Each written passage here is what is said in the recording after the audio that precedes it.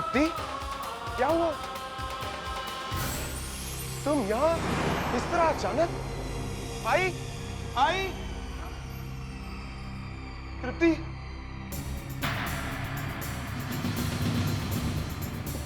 तृप्ति, तुम अचानक? सब ठीक तो है ना? तृप्ति बोलो ना, आखिर हुआ क्या? मैं अपने घर वापस आ गई हूँ दादा। उन दरिंदों के पास कभी न लौटने के लिए, जो दहेज की लालच में इंसानियत भी भूल गए। क्या?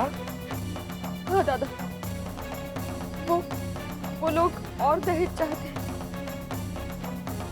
और दहेज चाहता है? उन लोगों ने मुझे धक्के मार कर बाहर निकाल दिया।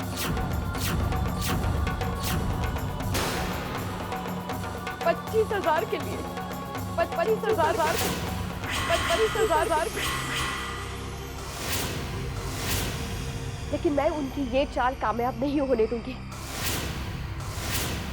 और ना ही आपको उन लोगों की ये मांग पूरी करने दूंगी।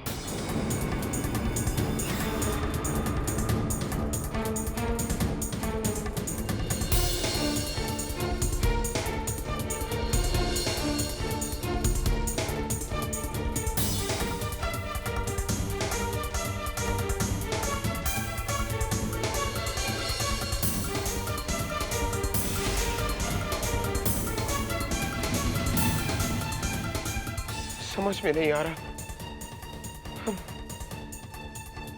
अब 25,000 रुपए का इंतजाम कहां से होगा? अब मैं चलूं? पहले दिन लेट नहीं होना चाहिए ना? अरे पहले दिन क्यों, काम पर हमेशा वक्त पर पहुंचना चाहिए। बहुत मन लगाकर काम करना अविनाश। आज से तुम जिंदगी की नई शुरुआत करने जा रहे हो। चलो आज जी का आशीर्वाद ले लो।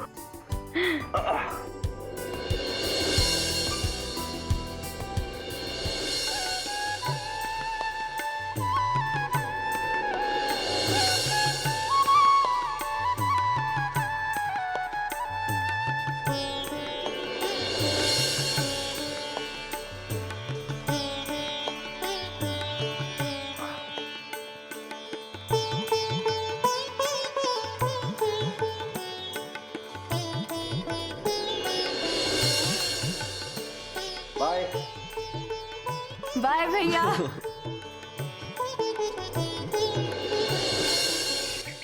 बेटा बेटा मेरी बात मान ले। जो हो गया सो हो गया, भूल जा सब कुछ। जिंदगी की शुरुआत फिर से भी तो हो सकती है। एक बार कोशिश तो करके देख ले। काकी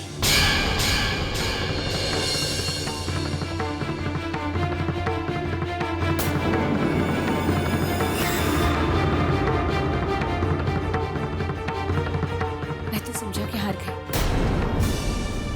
अब तुम ही बात कर लो।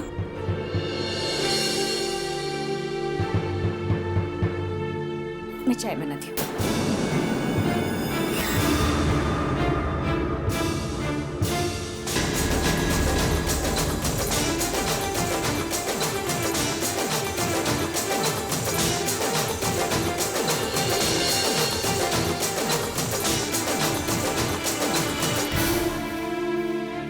तृप्ति, तुम्हें पता है मैंने तुम में और अंकिता में कभी कोई फर्क नहीं माना।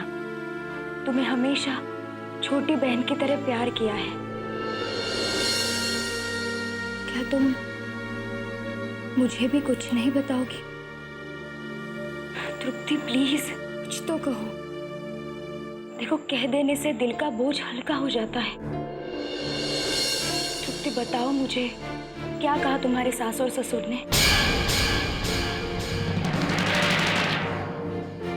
शुरू में तो बहुत प्यार जताते थे, लेकिन जब उन्हें पता चला कि दहेज उम्मीद से कम मिल रहा है, तो उनका प्यार तिरस्कार में बदल गया। मैंने सोचा अपने प्यार से, सेवा से उनका दिल जीत लूंगी। दहेज की कमी कभी महसूस नहीं होने दूंगी। लेकिन नहीं, मेरी हर कोशिश बेकार गई। दौलत के भूखे राक्षसों के पेट प्यार से नहीं भरे जा सकते।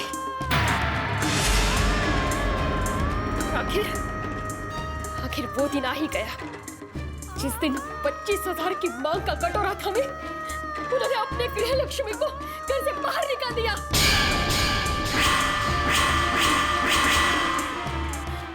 लेकिन उमा काकी ने तो अपनी हैसियत से बढ़कर तुम्हारी शादी की थी, फिर भी उन्हें ज्यादा चाहिए। यही तो समझाने की कोशिश की थी मैंने, लेकिन नहीं माने वो लोग, और मुझे धक्के मार मार कर बाहर निकाल दिया उन लोगों ने। लेकिन मैंने भी सोच लिया है, उनकी मांग के आगे ना तो मैं खुद झुकूंगी, ना ही मेरी आई को झुकने दूंगी।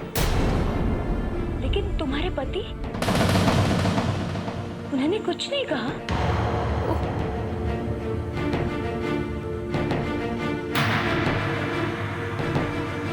मैं तो बस अपमानित होती रही और वो चुपचाप से तमाशा देखते रहे।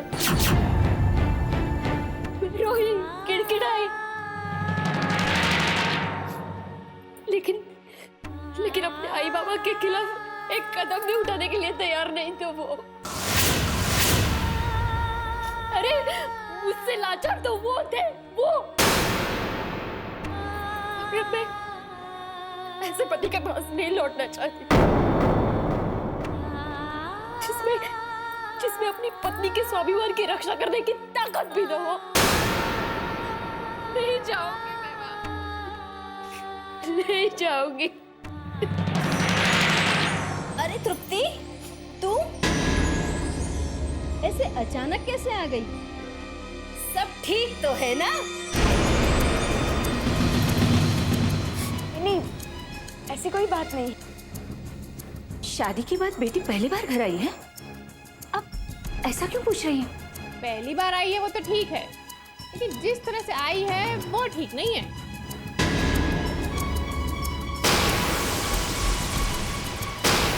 अरे कोई ना कोई लेने गया ना कोई छोड़ने आया, बस ऐसे ही मुंह उठाकर भेज दिया बहू को मायके।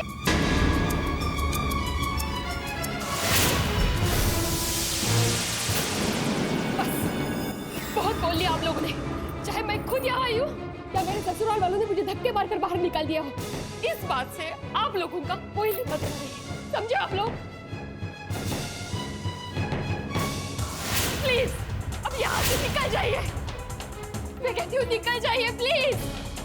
हम तो हालचाल पूछने आए थे, हमें क्या पड़ी है।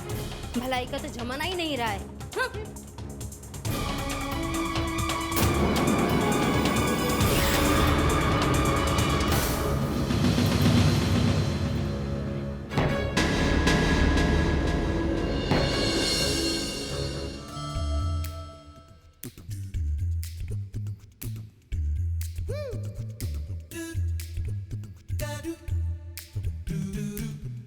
Good morning sir.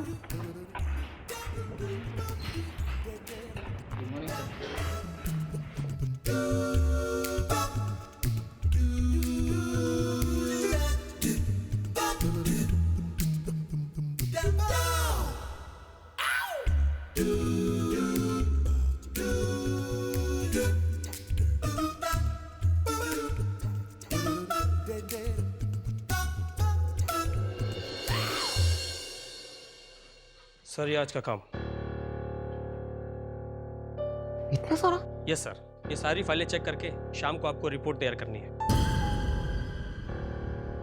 ठीक है, तुम जाओ।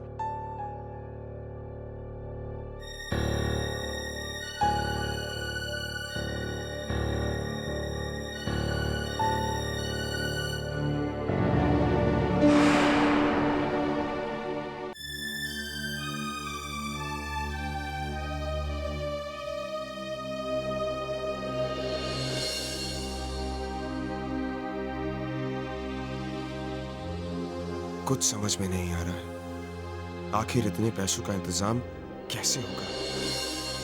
अगर तृप्ति के ससुराल वालों की मांग पूरी करता हूं तो जया काकी के साथ किया हुआ वादा कैसे पूरा कर पाऊंगा?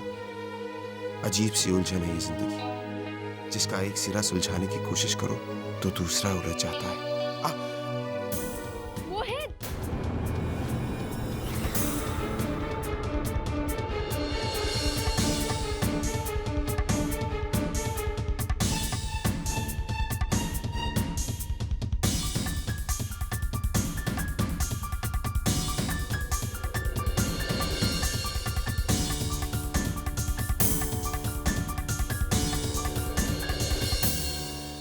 मोहित, मैं जानती हूँ तुम तृप्ति की वजह से परेशान हो, लेकिन तुम टेंशन मत लो, सब ठीक हो जाएगा।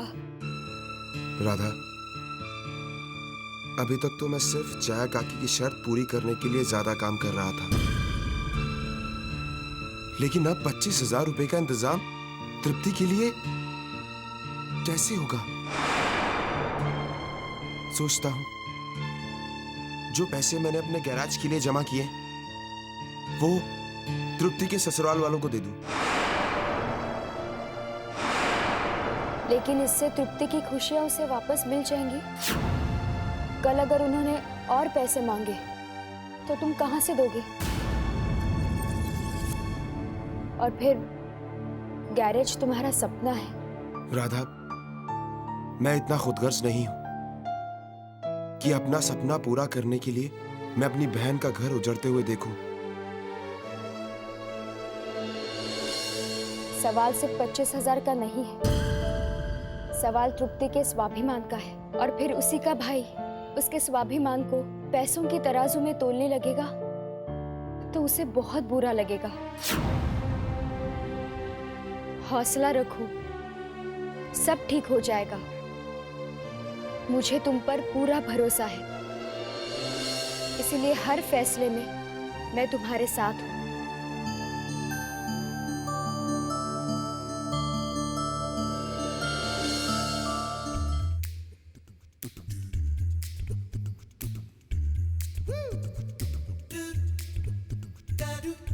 Avinash, yes sir. क्या कर रहे थे तुम? सर बस थोड़ा माइंड फ्रेश कर रहा था। Mind fresh?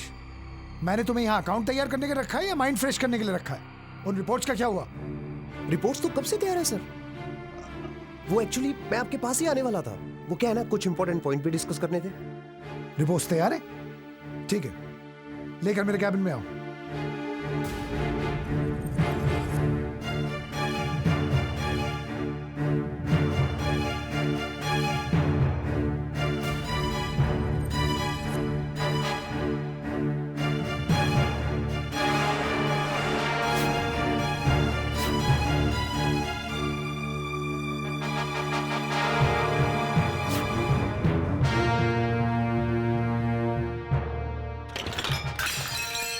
इडियट!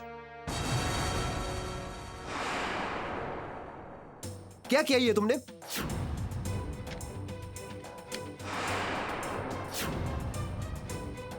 सत्यानाश कर दिया सारा का सारा। सॉरी सर, गलती हो गई। सॉरी से क्या होगा? पता है कितनी मेहनत से बनाई थी मैंने ये रिपोर्ट। रिलैक्स अविनाश, रिलैक्स, गलती हो जाती है। रिपोर्ट में कल देख लूंगा। Thank you very much sir. पर सर मैं आपको अभी ये रिपोर्ट फिर से बना के दिखाऊंगा। Good, very good. शाबाश अविनाश, शाबाश। क्या दिमाग पाया यार।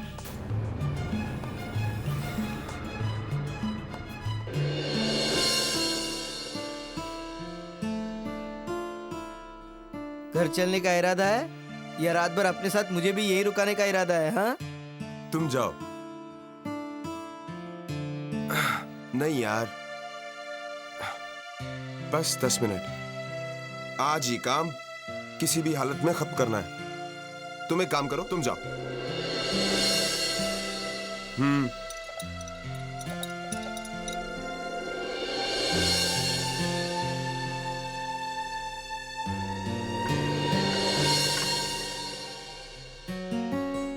अविनाश, चाय।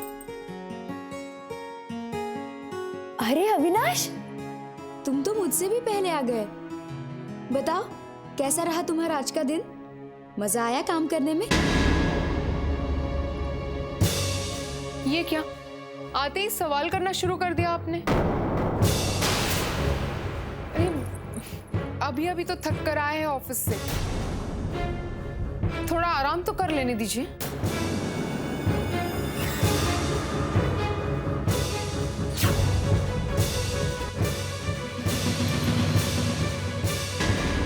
अविनाश, तुम अपने कमरे में जाकर आराम करो। खाना बन जाने पर मैं तुम्हें बुलाती हूँ।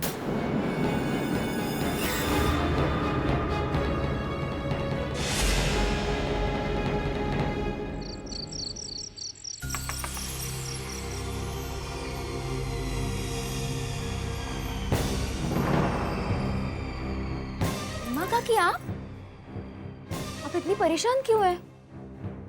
सब ठीक है ना?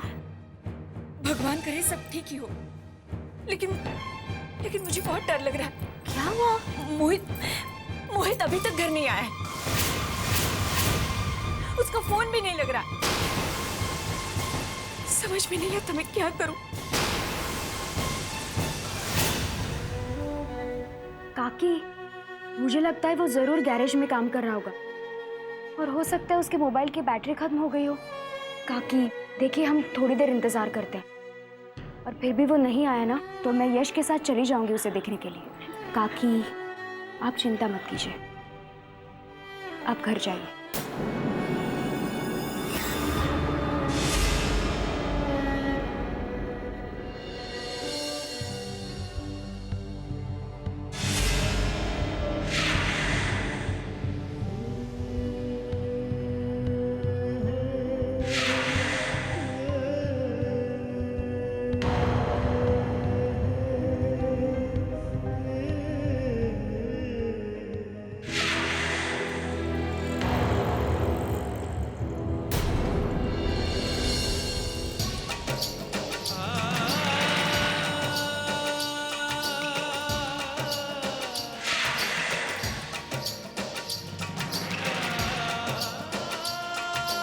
राधा की शादी एक ऐसे लड़के के साथ हो जो कम से कम महीने के 25,000 रुपए तो कमाता हो।